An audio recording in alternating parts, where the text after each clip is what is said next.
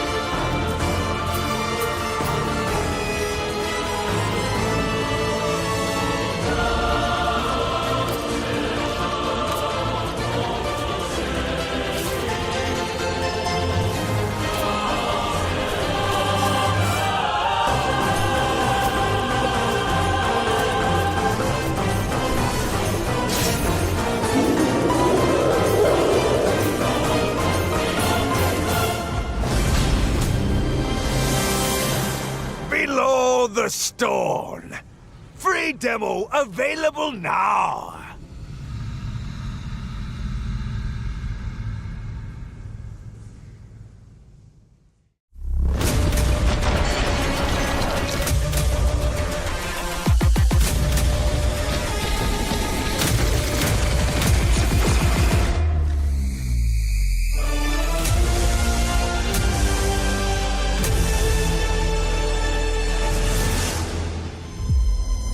The Sin virus is rapidly spreading its tendrils across the city. Your mission? Burn it out. Purge it at absolutely any cost. Clench your holes, kids. We're entering paradise airspace. Johnny Turbo's our primary target. That tongueless prick's gone silent. The boy's been compromised.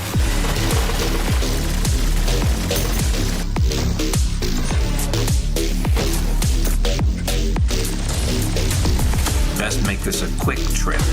Paradise isn't the place you want to be for long.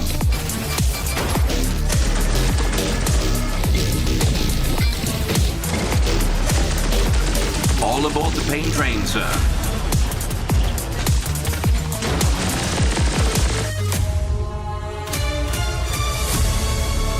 Rejoice, for paradise is sin,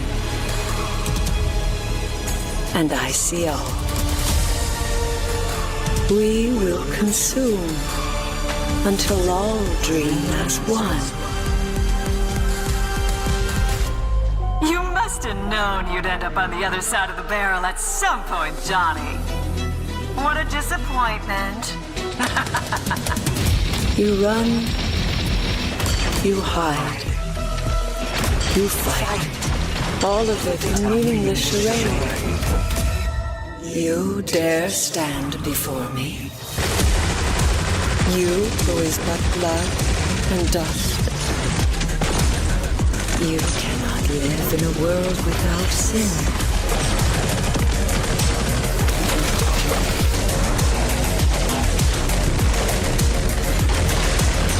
Sir, go fuck them up.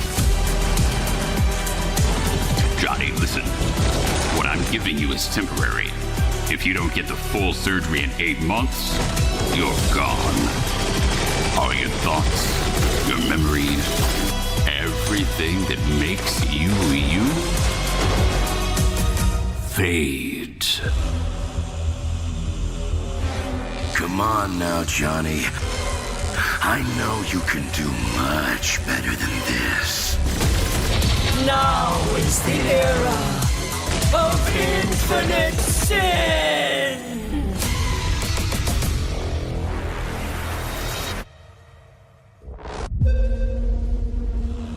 Turbo Overkill, now available on PC from Apogee Entertainment. Coming to consoles later this year. Soundtrack now available on all major music platforms.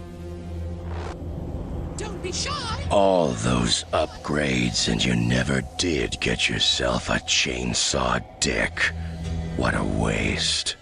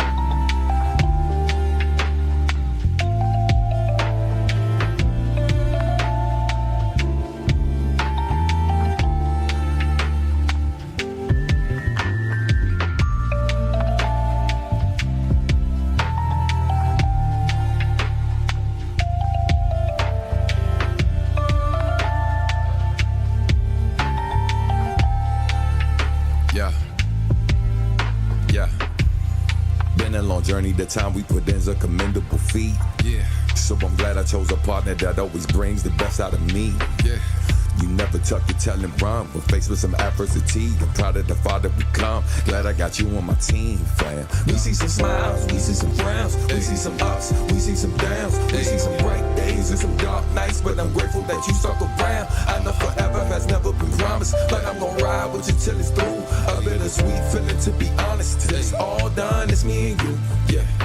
They say bonds like we got don't last, but sometimes they thrive while some break like glass. Which time we slow down, but it goes so fast. It's time to go now, at least we had a blast. They say bonds like we got don't last, but sometimes they thrive while some break like glass. Which time we slow down, but it goes so fast. If it's time to go now, at least we had a blast. It can be like this forever, but as long as I feel this way, I will let you carry me.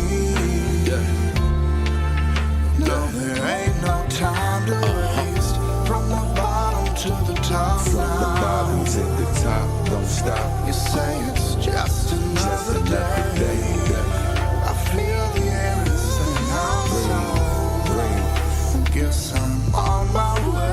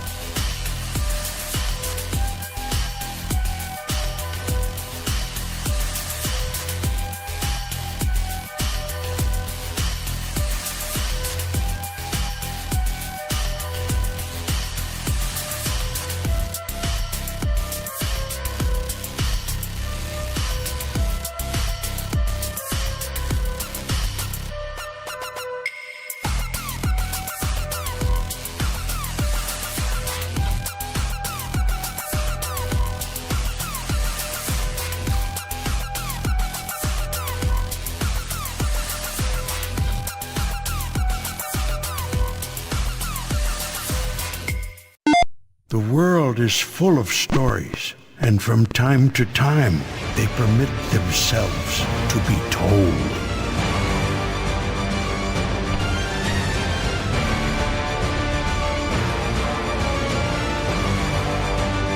I am back.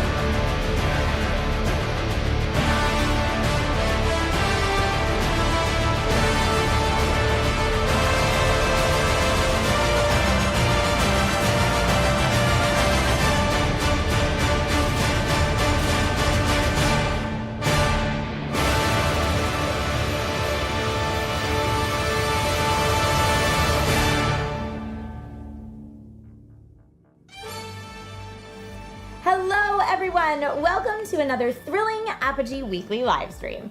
I'm your host Trisha Hirschberger, and it's fantastic to have you all here with us today. Welcome to everybody in chat. First things first, I want to remind you that you can stay connected with Apogee on your favorite social media platforms, so make sure to follow us in all of the places that you are. And guess what? We've got some special giveaways coming up, and that includes some Apogee relics signed by none other than the legendary John Romero himself. So stay tuned for your chance to win those amazing collector's items. Hey, Scott, can I enter to win those relics too? No, probably not. But that's not all. Today, we have something really exciting to share. We'll be talking to the developer behind the upcoming game LUCID from Matt Black Studios. Now, their Kickstarter has already hit 100% funded. Yay! And there are still 21 days to go. So I have a feeling those Kickstarter stretch goals are going to get absolutely smashed. In LUCID, you'll get to platform through a crystalline world torn apart by calamity and absorb powerful abilities and take on a diverse cast of enemies and bosses, all presented in an absolutely gorgeous pixel art inspired by the golden age of 2D side scrollers, beautiful art style. And for those of you looking for something new to play or maybe revisiting a classic, we've got great news for you too. The Apogee Publisher Sale is happening right now with discounts over 70%. So Turbo Overkill, Rise of the Triad Ludicrous Edition, Bread and Fred, and HD Remasters are all on sale. Just type command sale in the chat to check out these fantastic deals right now. And don't worry, I'll wait while you open that tab. It's good. Speaking of Rise of the Triad Ludicrous Edition, mark your calendars because this Friday, you'll be able to get Ludicrous on your PS5, Xbox, or Nintendo Switch. You can even pre-order it on your console of choice right now. And let's not forget about Bread and Fred. While it's discounted with the Apogee Publisher Sale, command sale in chat, there's a brand new update featuring the Backstreet Moles. Get ready to dig in and embark on an all-new mission to rescue Bread and Fred's new furry friends. Plus, you'll unlock new tunes with each rescued bandmate, including the lo-fi rap single, We Had a Blast by Substantial. If it's time to go now, at least we had a blast. Ooh, so cool. All right, now, without further ado, let's dive into the world of LUCID with Eric, the developer behind Apogee's upcoming game from Matt Black Studios. Folks, Eric is going to take us through the LUCID demo today. I'm so excited. We're going to get to watch LUCID in action. Now, today we'll be playing the demo. Isn't that right, Eric? That is correct, Trisha. Thank you. Yeah. And for people who are unfamiliar with LUCID, how would you describe it to them? I would describe LUCID as, I'm doing the SpongeBob Rainbow Hands, the world's first Celesteoidvania, which is a fancy way to say it's a Metroidvania with kind of a new, or a new take on traversal and mobility mechanics. And if anyone's ever played Celeste, you might be picking up what I'm putting down. Essentially, you'll have jump resources, and if you strike certain objects whilst in the air, you refresh those jumps, and you can stay airborne as long as you are able to keep hitting targets. I love it. I finished Celeste, and whilst I was very frustrated, I know you're supposed to be, but it's one of my pride points to this day that I was able to beat Celeste. So yes, I am here for it. All right, yeah, no, Celeste is such a, oh my god, it's I don't use this often, but it is a masterpiece. Between, well, I don't want to gush over Celeste. I can do that for hours. Hopefully, Lucid can do the gushing for me. But yes. Let's do this thing. Let's do this thing. So new game. And this demo is currently available for anyone in chat right now to check out, right? It is it's going to be available soon. It's in the works. It's going to be available as an alpha build demo for certain backers of the Kickstarter. Woo! And that's lucidkickstarter.com for anyone interested. That's exactly it. lucidkickstarter.com. I have a bet, a running on joke in the Lucid Discord right now, and they're like, how many times can you mention the Lucid Kickstarter on stream? And I'm like, challenge accepted. So many times. And I'll help you with that number goal. All right, so who are we in this world, and who are we currently talking to? So we are Owen, our little gray-skinned friend here in a very fly bomber's jacket. And he is a young, aspiring Sentinel. And right now we're talking to Thomas. He's kind of like your, I guess your Obi-Wan, kind of, to your Luke. He's kind of like the teacher of the Sentinel Camp. And we're finding out that one of his younglings left the gate open, and all his trusty sheep right here, the same sheep that that offer their very, very fluffy wool to make our bomber jackets, they all got out. And they're eating and they're eating his teaching material. So when we talk to them, they kind of tell us little tips and tricks on being a sentinel. So it's I don't know, a fun way to do a tutorial, methinks. I love it. I'm way into creative tutorials. I get to play a lot of indie games and test out a lot of alphas and betas, and the tutorials that are kind of, like word screen vomit at you for 10 minutes straight, and then you're just supposed to remember all that are not my favorite. I prefer them being baked into the gameplay like we have here at Lucid. 100%. And I try to do it because Lucid is a mechanically rich game, but so to get all that digested, I don't know, seamlessly or as seamless as possible, I try to do it in very bite-sized chunks. And I think I'm taking the Nintendo route of like, you teach something, you're like, here's your lesson, and then there's a small little test. Then you do it. And then you do it, and then after the test, then there's like a little bit of a challenge. So it's like a 3-step process. And I try to do that with every mechanic that you will need. Yeah, I that's awesome. And especially in something that is going to be, as we expect at least, will be more challenging when it comes to the traversal. It's really nice to have it kind of introduced in steps. Yeah. And it's I'm striving to design a game that is easy to pick up and rewarding to master. So it's it may seem daunting, but it really becomes like an extension of the player. I always what's it called? Make the analogy of like an instrument. I come from a musical background, and I like playing guitar and playing licks over and over and over and over again, and playing levels become kind of like playing songs, and it feels really good when you hit all the notes just right.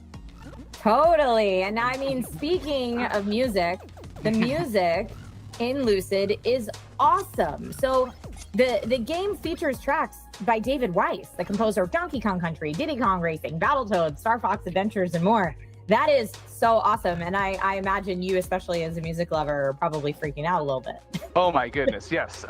David Weiss has been a hero of mine for quite some time. I literally, when I first ever started making Lucid, I made a playlist on YouTube of all Donkey Kong Country tracks. And I would just listen to them to get my head in the right space.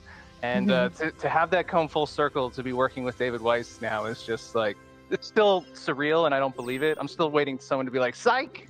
I'm like, oh. No, it's super cool. Now, you mentioned earlier that Owen... Whoa, wait, I'm sorry. What's happening right now? So So before, I'm so sorry. Right here, we got our first special, our ability. It's called the Crystal Blade. Ha ha ha. So this is our first crystal art. And in combat, every crystal art does two things. It enhances combat and expands mobility. So in combat, it gives us a little 3-hit combo. And you can also change the combo by holding down or holding up. So holding up, you'll do a little dash out of it. So you can reposition in the heat of combat. And then also, if you hold down, you send out this little ghost projection that's good for hitting guys that are running away. Ooh, I love it. Yeah, it's very fun to land. And then in the air, which, you know what, I'm going to go over here, and I'll get back to this guy. But over here, in the air, you can do 2 slashes. And you'll see in the bottom left-hand corner, if I do 2, if it goes gray, and I can't do it again until I land. Got it. But if I do it and I hit a target, I could You get more.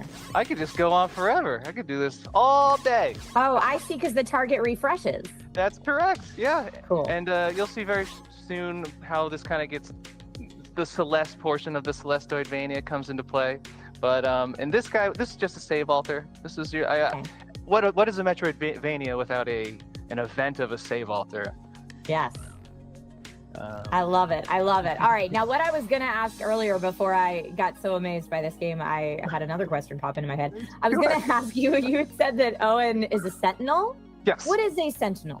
A Sentinel is, for if I had to boil it down and just help someone understand exactly what it is, it's basically a Jedi. It is someone who can take the latent aura energy of the planet and wield attacks like this. And it takes training and meditation and becoming one with your environment to harness all the crystal arts and what is a Sentinel. But you are originally a Sentinel is tasked with maintaining the balance of Aiden, and you will find more lore and history as you play the game, because it's a big story. It's one I've been working on for quite a long time, and excited for people to hear it. Very cool. I noticed some of the children that we talked to earlier in the game, it said that they were young Sentinels. Yes. These are the little, like, if you are a junior Sentinel, these are like baby Sentinels. They're like just starting, and they're all students of Master Tamos, the guy from before. But again, you'll see that they kind of give you little hints on how to, operate in the game. This guy is teaching us how to look. So now we've learned that we can move our camera around. Yeah. But this guy's a scaredy cat. He doesn't like to do. He doesn't like to go. He'll wait for you to go first. Okay. Perfect. Very brave of us. Oh yeah, we got this. Don't worry, little guy. And now, how are we on our sheep collecting mission at this point? I mean, we're doing pretty good. They're chill. Honestly, I think Tamos was worried for no reason, but he's just very, he's a good papa to the sheep. But they're really, they can take care of themselves. But yeah, this guy's teaching us about the lanterns. These are kind of laid out around the world, and they're kind of great for expediting travel. Okay. Whee! Yeah, you can see that I don't have to touch the ground at goodness. all, and it's quite satisfying to kind of hit everything and just enter a flow state. Something I've been trying to do with all the musicians and the tracks is stuff that really influences your brain to just get into that nice like flow state and just zone out, and almost like surfing. Yeah. That's super cool. And I see, you're obviously very familiar with the game. I've got a few hours. I see that you're going through it pretty quick. Is LUCID something that you see like a speedrunning culture being built around? I absolutely do. So I fell in love with games done quick a few years back. And I decided early on that speedrunning is going to be something that's supported and rewarded, but absolutely not necessary. You can play the game at any pace you'd like, slow, fast, start slow, become fast, but there are definitely incentives to going faster, which are definitely seen in the dungeons a little more than outside, but yeah, it's speedrunning is something I'm really hoping. I'm looking forward to watching people just break LUCID over their knee. I love it. I myself do not play games like this very quickly, but I love watching people who do, so... Yeah. And who are these enemies that we're encountering at the moment?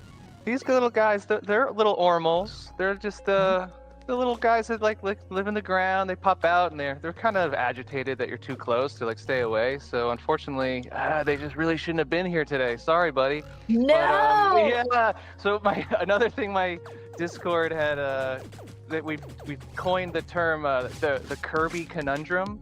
All the enemies are just too cute, but they just shouldn't have been here today, Trisha. I'm so sorry. You know what? It's not their fault. We came into their territory. I know. I feel bad for them. Don't worry, they always seem to come back, which is weird. It's Oh, almost nice. like, Okay, yeah, I don't know. I don't think they're gone for good. Look at that guy just straight up smacked you. Yeah, he's like, bro, get out of here. And he went to sleep. He's just hibernating somewhere else. He's not gone for good. Don't worry. Okay, good. I love it. It's kind of like the Pokemon. They just can no longer battle. Yeah, they just fainted. They'll be That's fine. all. They're Yeah, fine. They'll be fine.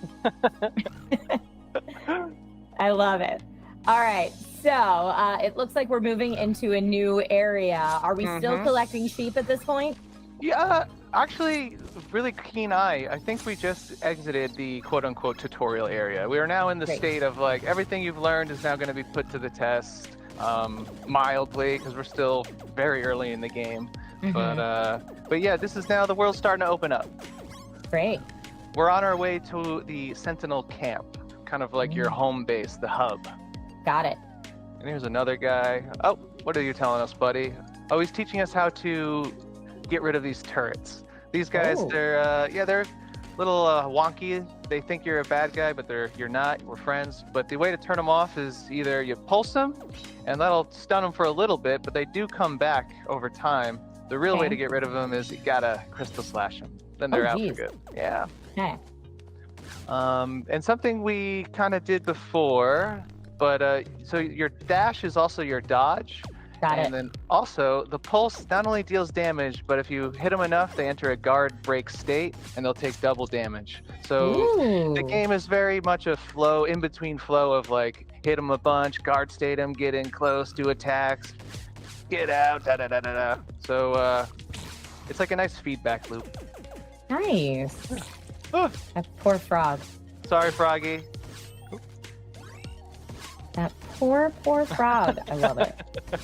I love it, though. I mean, I love that you keep mentioning flow state, too, because it's so nice to just put on a game, especially a game that, you know, is a little more challenging, but just feel like you get in the zone. Yes. And then you keep going. It's awesome. It's that need to, like, I can do this. I can feel myself getting better. I was so close. And then when you do it, that sense of accomplishment is, oh my God, it's addicting. And now, something, oh, sorry. No, what were you going to say? Something new? Oh, something I found from doing playtesting at like PAXs and like playtesting demos. Everyone that walks away says it just feels like chef's kiss. They're just like, it feels good to move around. Everything just feels right. And that was a really good indicator to me that even if they're struggling, it just feels so good to play that they want to keep going. That's awesome. So yeah, we're at the Sentinel Camp now, and we can kind of see. Oh, we all the sheep are back, all the kids are back. Tomo says thank you, but this area is not ready yet. The demo's still being made.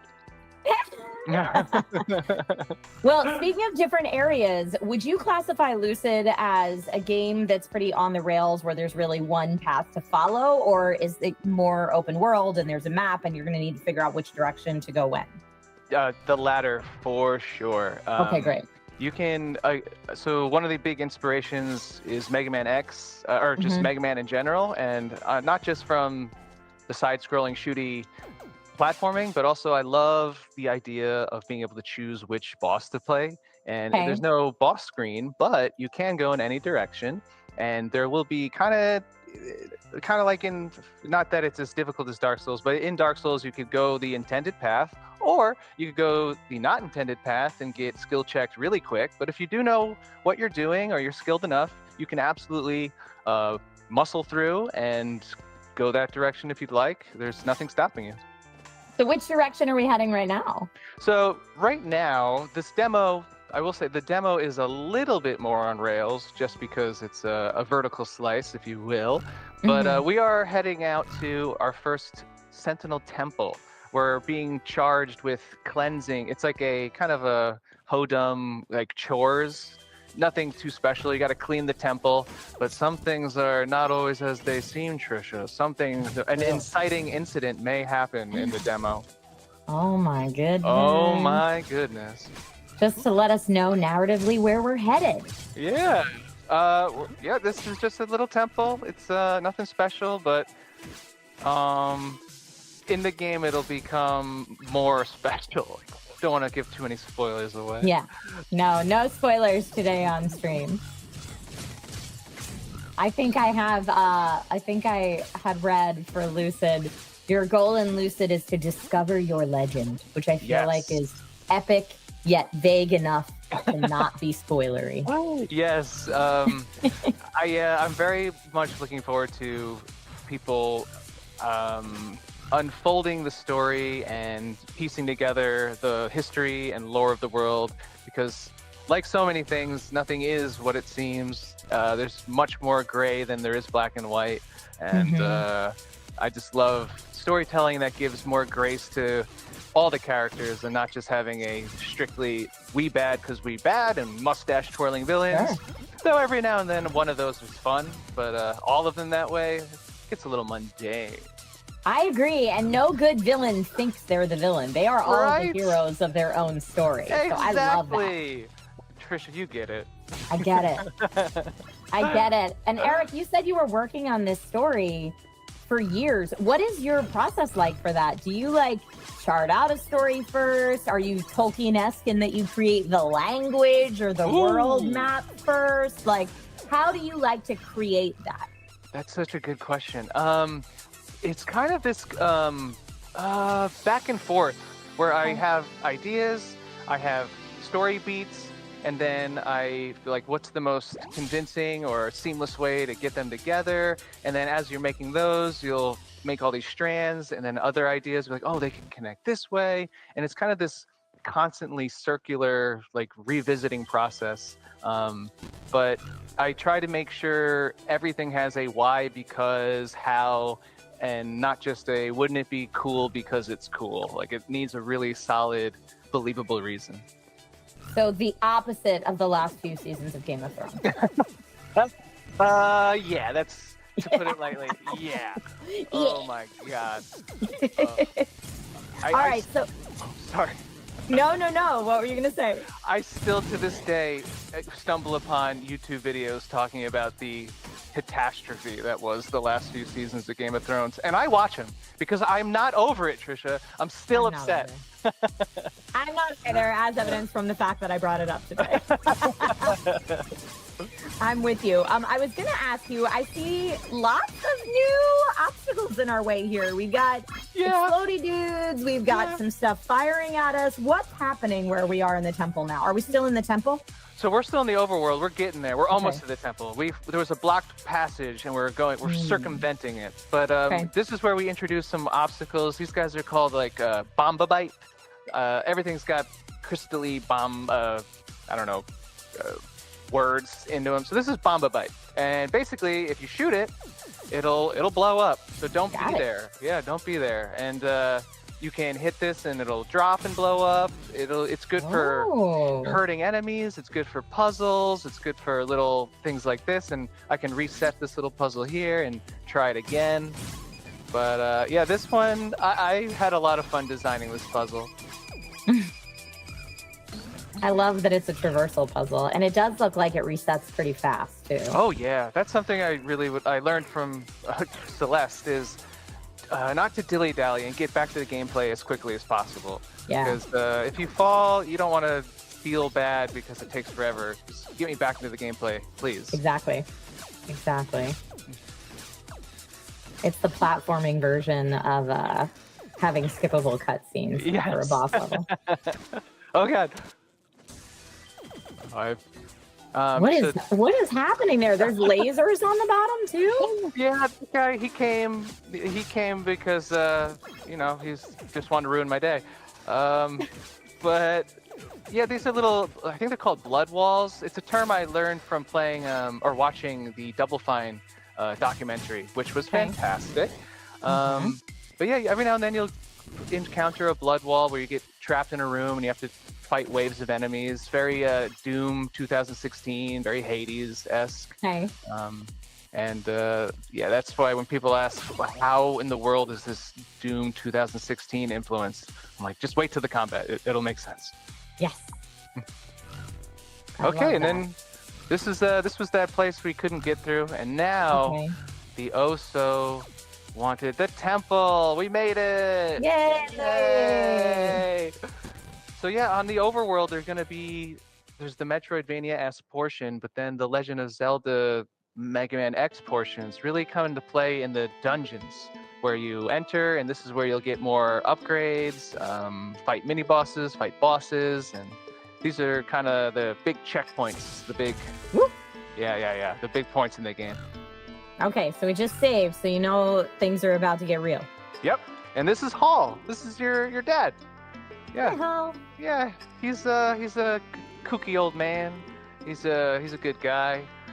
He's a little bit goofy. He was influenced by Master Iroh, or Uncle Iroh from Avatar, and also a little bit of Master Roshi from Dragon Ball Z. Sans a little bit of the problematic stuff, and we've gotten past the Master Roshi stuff. Okay. Okay, so now we're entering a circuits. So dungeons have circuits, and this is where the speed running comes into play. So in a circuit, or in a dungeon rather, in circuits, there's this invisible meter that is constantly ticking down. And if you have more of this meter at the boss fight at the end of the dungeon, you'll have a buff, like double damage. But every second you're in a circuit, it's ticking down. So you want to finish circuits as quickly as possible. So let's say I'm in this room and I do this and I do that and I do this, and the door opens. I'm like, you know what? I think I could do that faster so I can have more buff at the end. You can instantly, you can reset the room whenever you like and do it faster and faster and faster until you're happy. Until you're happy with that run, and you lock it in and you go to the next room and you can do the same thing. So if you're a speedrunning junkie, or if you just like an optimal, you want to do it just right, you want to do that guitar lick just right, you can just over and over and over again play your level over and over again and get better and better. Nice. I love that. Yeah, super fun. And is there a certain, like, how many circuits per dungeon or anything like that? Nope, it's different dungeons will have different amounts. I would imagine the easier ones will have less, the more difficult ones will have more. They kind of act like boss door keys. Yep. And that every time you complete one node around the boss door highlights, and if you open them all, the door will open. But something I wanted to show here was, so another way to make a run faster is having the right tools for the job. So hypothetically, if I only had the slash, I could only do this room this fast. I would have to only use my gun and my slash, and I did it pretty okay. It's not bad. But if I also had, hypothetically, the crystal spear, which is the up and down crystal art. Okay. Yeah, I shouldn't have this, but for demonstrative purposes, just between you and me. So I have this, and now I can do it a little bit faster. Yes, love it. And ta-da, I just cut my time in half or whatever. But yeah, having the right tool for the right job is important in LUCID. Awesome. And you unlock those tools as you progress throughout the game. That's correct. Awesome. Yeah, and they're kind of... At the end of the dungeon, is there a boss battle? There is. Yes. And usually in Mega Man X fashion, each boss is quote-unquote like weak to a crystal art, but it's not weak like double damage. It's more like, oh, there's a spider on the ceiling. If only I had a crystal art that shoots a projectile upwards, that'd be really helpful. Awesome. And is that what you just got now? That is what I just got, yeah. Cool. So we finished our first circuit. We came out, we got our new crystal art, and Hall's here, and he says, "Great work. I can feel the temple becoming cleaner as we speak. but this door's locked. The power's off. You better go find out how to turn it on. And before, we couldn't open this wall. Couldn't do it. But now that we have our spear, we can break it like that. Hooray! Love it. I couldn't resist putting in a pogo-esque attack. I just couldn't. You need to. Right? I'm with you. I think it's necessary. Yeah.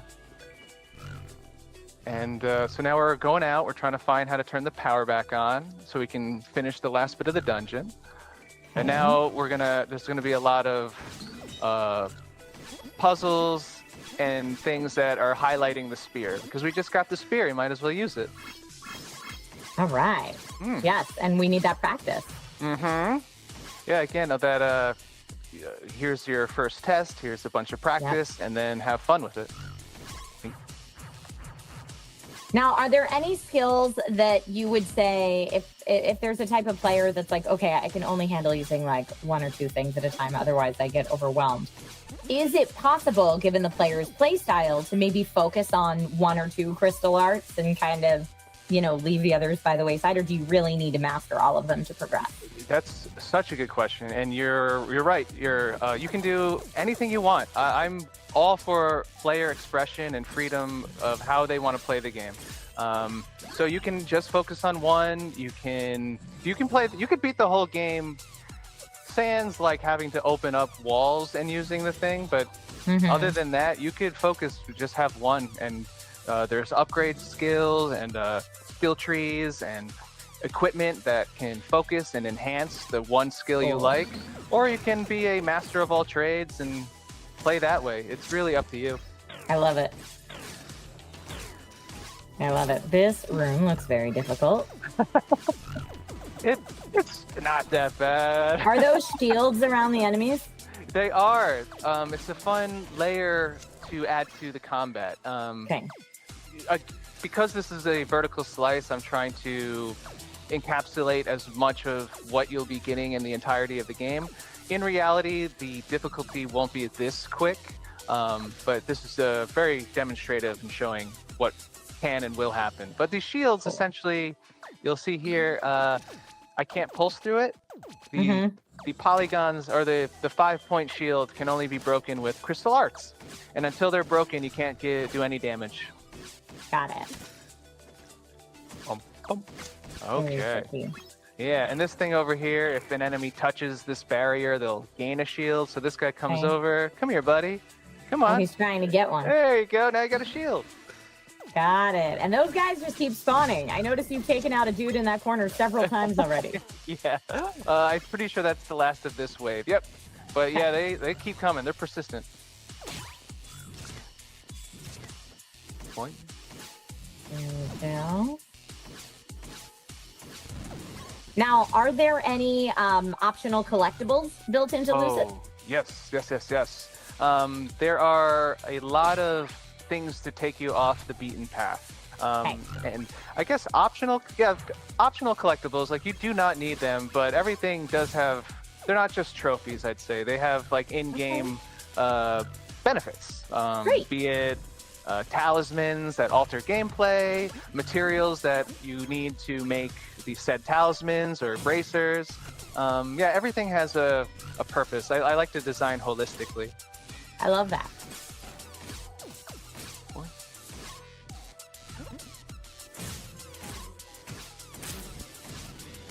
Okay, so where are we headed now after we get these little, are those bees? Yeah, they're little wasps. Oh, there we go. So we turned the power on. That was that big rock unfolding thing that we turned on. It turned the power onto the grid of the world, and that's why all the barriers started popping on. It's because they now have power. Got it. And now that we have power, we can go to the dungeon and finish it. Nice.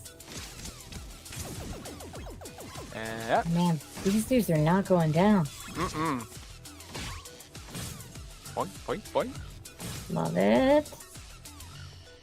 And something I think we're here. Yes, so this is, oh no, not here yet. But I'm very excited to show off that, again, kind of like in Mega Man X, if you say beat Chill Penguin before you go to Flame Mammoth, the level changes. And I always love that, having the world change, influence based on your decisions. Yes. And likewise, now that the barrier's turned on, the overworld has changed a bit. And you'll see that here. There's now barriers that you kind of created a new path. Okay. That wasn't there before, of making it a little more simple to traverse the world. Great. And a little shortcut. Oop. Nice. There we go.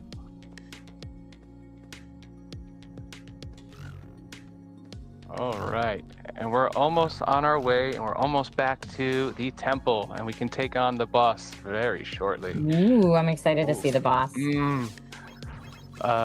If anyone is on the internet, they'll see a very apparent Easter egg with the boss. Oh. Yeah. It's time will tell if I'm allowed to keep it, but I like it. I feel like that's always the case whenever, you're creating something that's a love letter to another form of art that you really love, and then, you are going commercial with it. Yeah. How much of that you're allowed to keep is... Yep. Everyone's like, oh, this is amazing. I'm like, right? Let's ask XYZ company if we're allowed to keep it. Right. And here's a health upgrade. The tune that plays is very Metroid-esque. I couldn't resist. We're going through the shortcut we opened. Yes, love that. Almost circling around. We're so close back to the dungeon. Yeah, this and is you just have this all memorized, but for folks that don't, is there a map they can access? That's a great question. Yes, there is. There's a mini map you can toggle on at any point. And you can also go to this map and look around as well. So yes. Oh, love it. I know this like the back of my hand, but for anyone that doesn't, rightfully so, there is a map. I am a player that checks the mini-map every 2 seconds if it's not constantly up on the screen. So I agree. Yeah, this is for you right here. Love it. Mm-hmm. And all right. Do a little quick save. And we are back. Awesome. Okay, so now that this is back on, we can proceed and do our second circuit. And then after the circuit, it's boss time, baby. Mechanics. Oh, I can't wait. I love it. And is that, just in case we don't get to it today, is that where the Lucid demo currently concludes? Yes, it is. It's currently. There's still work to be done. I would like to include some of the crafting, some of the equipment, and things of that nature. Okay. But they are in the works. But progress is coming along well. Oops. Love it. I mean, that's rude that dude was just hanging out right in the laser. It really is. Whoever put him there is just, what is wrong? Like, who hurt that person? Jerk. Yeah, he was not loved enough in high school. I don't know what to tell you. Now, I mean, this kind of brings up a question, though. The enemies in the game, they don't take damage from environmental stuff like lasers, do they? No, not lasers, but they do take damage from those explodey bomb walls. Okay. And you do not, so that's nice. Ooh. Yeah. Oops. Boom, boom. Moving through. Again, that guy being right there while you're battling the lasers. He really shouldn't have been there. I'm sorry, buddy. Intense. You're making getting all the stuff look like it's so easy, but I am very well aware it's not. I would like to, I'm very conscious of and courteous of time. I don't want to waste anybody's time, so just trying to go as fast as I can. Eric, sometimes on these weekly live streams here at Apogee, I play through the demos so everyone can see them, and I am so glad that you are playing through the demo today. Otherwise, we would still be like in the first 5% of this demo. That is something I found out at the some of the playtesting, that I over-delivered. Maybe I was worried I wouldn't have enough content, and boy howdy, I have enough content. No one even came close to finishing the demo. And you said you were at PAX? I was, but I was at the Mix, a lovely event. It was very fun. I had such a good time at the Mix. The Mix is great. I visited the Mix this year. Yeah. Did you have a good time? I did have a good time. Oh, that's great. Yeah, there were lots of great games to check out. And we are finished with our second one. Well, you know what? So easy. Mm-hmm. Easy peasy.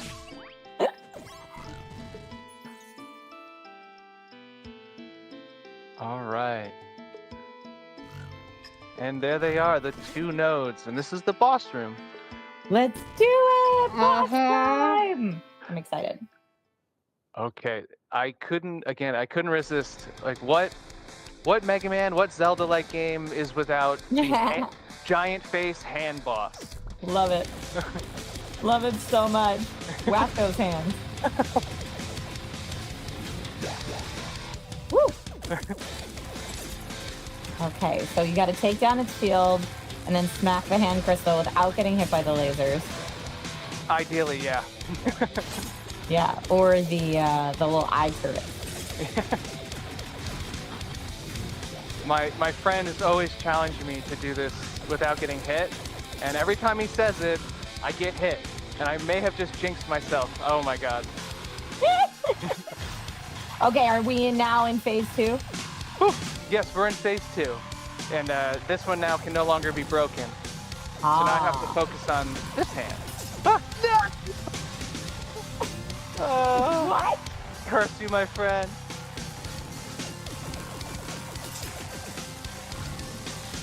Okay, that's just not fair.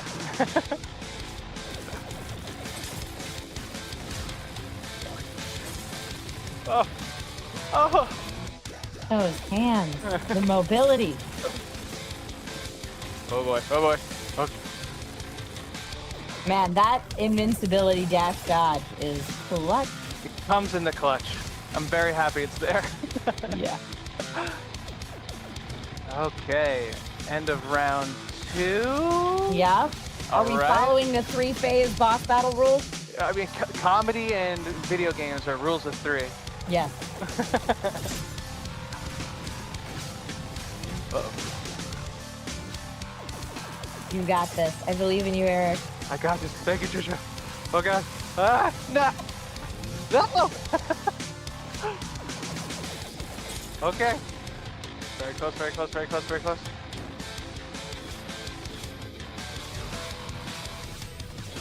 All right. We did it! And he blows up, and he goes down. And that's that. Bye-bye, bad guy. And that's currently the entirety of the LUCID demo. Woo, woo, woo, woo! Yeah. I love it. Eric, thank you so much for sharing that with us today. And now that you're not totally distracted with very complicated gameplay, do you have time for me to ask you a few questions? Absolutely. I'd love that. Here, let me get out of this guy for a second. Let's do it. All right, Eric, let's start off with some super exciting news. And that's about the Kickstarter that launched last week. I know we mentioned this in gameplay, but you hit your funding goal. And we didn't mention that. I don't think that we mentioned it in just 2 days. You hit your funding goal in 2 days. How exciting is that? It was very exciting. I was, I don't know what other word I can use, but excited and grateful and thankful and it was amazing. So thank you everyone for all your support. I can't thank you enough.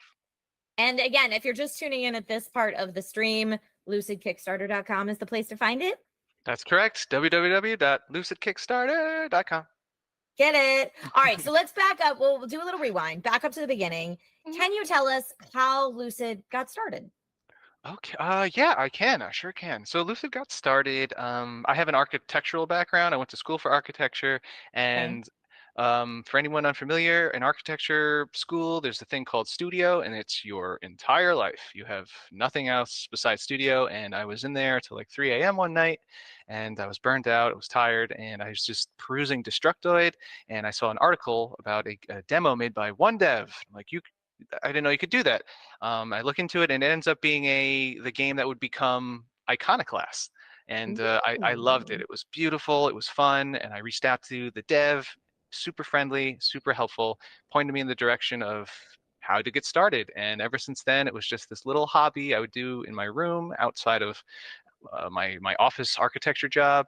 And I just kind of picked at it for years, just kind of learning and having fun. And eventually, architecture became soul crushing enough that I left and got the go ahead to pursue this. And now we're here. What inspired you to start making such an ambitious game?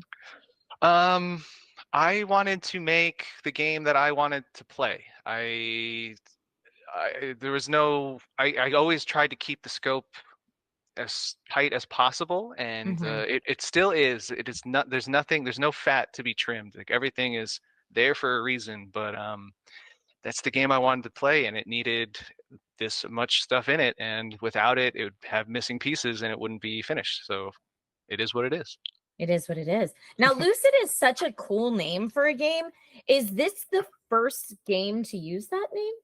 I think so. I believe there's like a puzzle game, but it's like 10 years. It's very old, and but I'm pretty I don't know any other games that have Lucid as the like main title.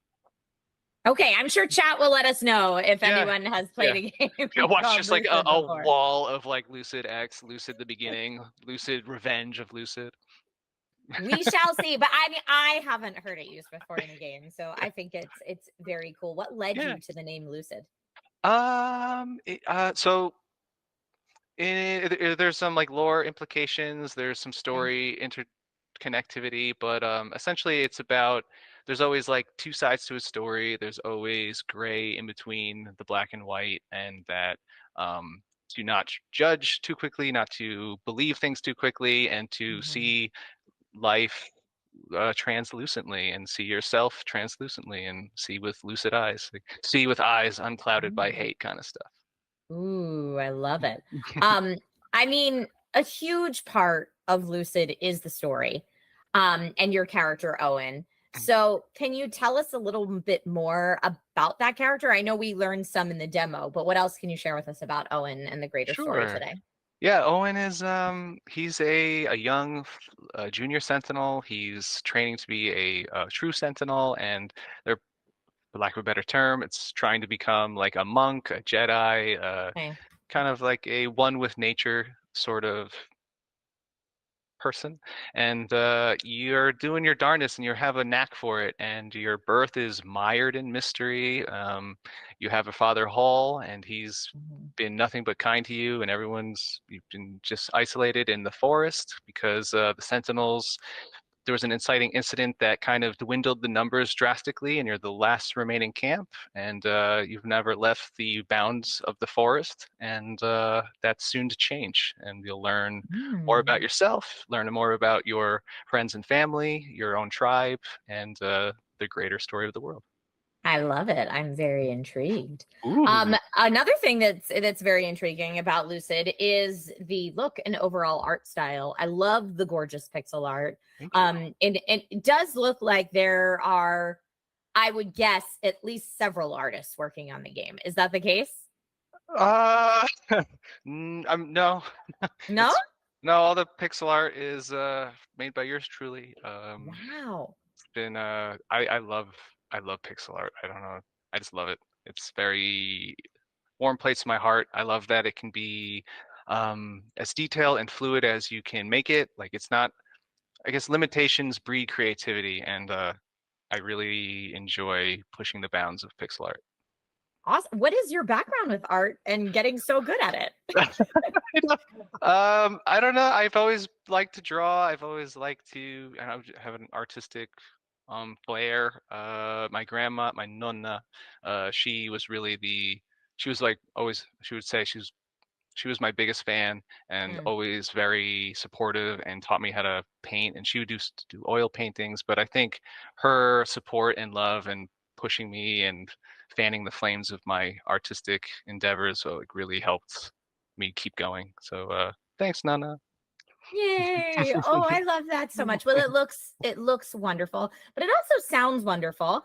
We mentioned this a little earlier while we were playing, but Lucid is also notable for its soundtrack. So, can you tell us more about that side of things? Yes, it's so music is very important to me. I come from a musical background as well. I've been in my fair share of garage bands and did some DJing in college, and that's how I met my fiance. And that's a perfect segue into that. My fiance is helping with many tracks on the soundtrack, along with a good friend of mine, Andrew Black, and then a little known artist called David Wise. Just little known. Yeah, he's just some guy who's like really awesome and made some of the greatest soundtracks that I grew up with. Um, what I was most familiar with was like the Donkey Kong Country, Diddy Kong Racing, Star Fox Adventures, and then newer stuff was Snake Pass and Ukulele, which was fantastic. So, David Weiss, thank you very much for joining the project. I'm very excited to see what we make. Yay! I mean, that is honestly, it's so exciting. And I think I peeped that your stretch goals have more tracks coming from David Wise, correct? Yes. If we reach, I think it's the second stretch goal, we'll have more tracks from the big man himself, and that would be awesome. Yay! Yes, more please. So yes, please go help us make some more delicious, beautifully made music by David Wise.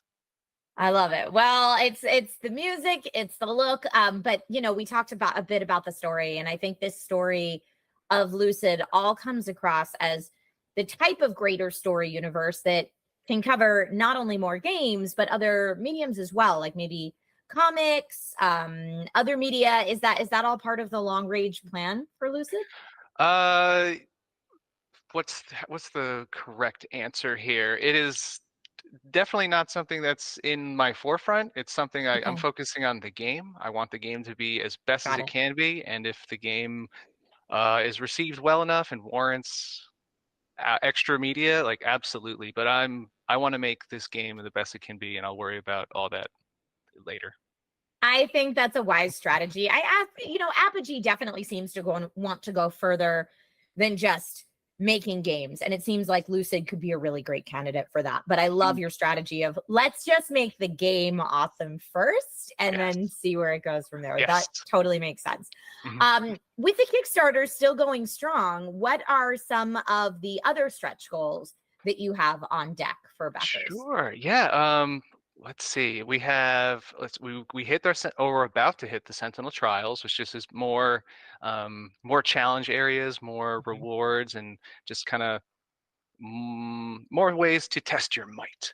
And let's see, we have more tracks from David Wise, like we mentioned, and then there's also I'm hoping for there's a boss rush mode. I'm very excited for that. I know when Sekiro dropped their boss rush mode, I played that a lot, so that would be fantastic. And then they haven't been released yet. They're big question marks, but if anyone's here, exclusive, there's going to be a speed running mode. So there'll be a built-in speed running mode with all those times and check marks. That'll be fun. Perhaps something akin to the Hollow Knight Coliseum. That would be awesome to make. And I think and then I think another like upgraded tier for some of the crystal arts. I think that's like the last stretch goal, but if we got there, that'd be pretty awesome. That would be awesome. All right. For folks that watched you play today and were like, oh man, I cannot wait to get my hands on that. When can chat and the general public hope to have a demo to play?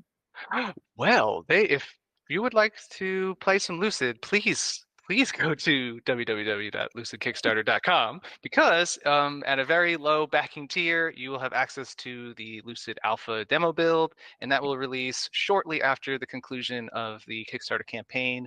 I think it's in the facts or in the comments, but I'm saying it's like I'm hoping for a month, 2 months after the campaign, around there. Okay. I want it to be solid and bug-free and polished as possible, and yeah, we're on track, so that's good. Yay! Awesome. Well, Eric, thank you so much for joining us today and sharing all the exciting details about Lucid. Is there anything else that you would like to leave the Apogee chat with before we say goodbye? Just my immense gratitude and thanks. This has been my dream for as long as I can think of. I used to watch the indie game dev documentary just on repeat and just being like, oh man, wouldn't that be so cool? So this is literally my dream coming true, and it's thanks to all your support. So thank you so much, and I don't know what else to say, but thank you. Awesome. And yes, remember everyone, you can support the game's development by visiting lucidkickstarter.com. There's some awesome rewards for backers, and I personally can't wait to hear as many tracks from David Weiss as possible. So Eric, thank you again for joining us, and we hope to see you on the stream soon. Thank you for having me. Bye. Bye. All right, folks, that was so fun. Next week, we've got another fantastic guest lined up. We'll be chatting with Apogee's executive producer, Jaron Moore. We'll be discussing the latest update to Bread and Fred and so much more. So make sure to mark your calendars and be sure to tune in right back here, same time next week. All right, thanks for joining us today, everyone. And as always, stay ludicrous.